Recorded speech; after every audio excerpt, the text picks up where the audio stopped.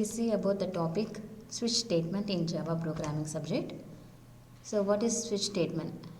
Switch statements allow a variable to be tested for equality against a list of values. So this is one of the decision making statement. By using switch statement we can make a decision based on the variable in the switch statement. So a variable contains a value. Based on the value, the program pick out one case in the list. In that case, which in programming instructions will be holded, that will be executed. So based on the switch statement variable value, it pick up one case from the list. That case will be executed. So each value is called a case. It has a variable. According to the value of the variable in the case statement, code will be executed. This is the syntax of the switch statement. Switch, and then within the open brace and close brace you have to write the expression or variable. It contains some value. Based on the value we have to pick one case value and execute the statement under that case value. And the switch statement must be embedded within open curly brace and close curly brace. And within the open and close curly brace we are writing many cases with values, along with values. So case value colon. Under that we have to write the statement of that case value. Then that statement must be ended with break statement. So this break statement represents this case is ended in this line. And the next you have to write the next case and next value colon and write the statement of that case and write break statement to indicate this case is ended. And like that you have to write all the case values. At the end of that you have to write default.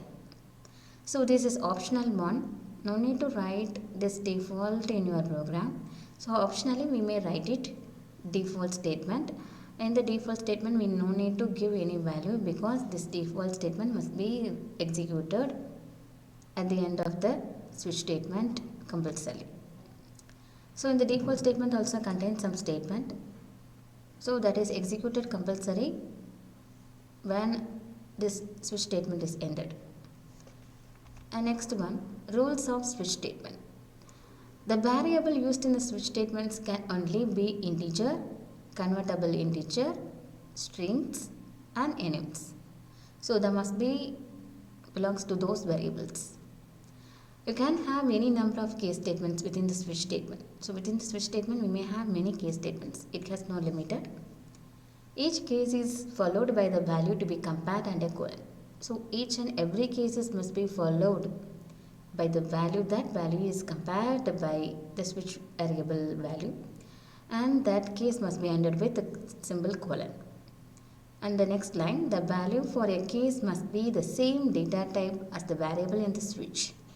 The case value must be same with the value in the variable of the switch statement, because these two are checking for the equality. So these two must be in the same data type. And last one, when the variable being switched on is equal to a case, the statement following that case will execute until a break statement is switched. So the switched statement variable is equal to the case value mean the statement following that case only be executed until a break statement is reached. So all the statements within that case value is executed. And next, not every case needs to contain a break. If no break appeared, the flow of the control will fall through the subsequent cases until a break is reached. So the break of the switch statement within the case is not done compulsory. We may write a program without a break statement in case, but the flow of the control will also continue to the next case if you are not put break statement in your case. So you have to put break statement for each and every case to end that case statement. If you are not put the break statement mean the statement, the flow of the statement execution must be continue the next one also, next case also. So it continue the flow of the execution control until it reach the break statement. The next one, a switch statement can have an optional default case. which must appear at the end of the switch. The default case can be used for performing a task when none of the cases is true. No break is needed in the default state. So in the default statement is the last one in the switch statement. Mostly this default statement is executed when none of the case values are matched with the value of the variable in the switch statement. And this default statement does not need any break statement. So this is the structure of the flow of the control, execution control in the switch statement. So first it starts from the expression, that expression or variable which is in the switch statement. Based on that expression value or variable value in the switch statement, the case 1, case 2, case 3 are executed. Suppose the expression value or variable value in the switch statement are matched with case 1 mean code block 1 is executed. Otherwise, the expression or variable value in the switch statement is matched with the case 2 value mean code block 2 is executed. Suppose the expression value or switch variable value is not matched with any cases, that's maybe 1, 2, 3, any cases not matched mean the default statement is automatically executed. So the code block n is executed. So based on the expression value, the case is executed and code block under that case is executed. After the code block 1 or 2 or 3 are executed, the flow automatically comes to end of the switch statement. And this is one example. So in this example, based on the switch variable value, I display one word on the screen. So this is a Java program. So the Java program must be start with class declaration. So public class day. So here public is a qualifier. That means this class is accessed by any classes. And then any packages, any classes. And then class is a keyword. Day is the name of the class. And this class must be start with open brace. And then next we have to start the main function, public static void main. Within the main function you have to write string off and then start the main function by using the followed by the open brace. And next we have to declare the variable which is used in the program a. So a is the variable. It belongs to the integer value. So we have to type this declare this variable as int a is equal to 5 semicolon.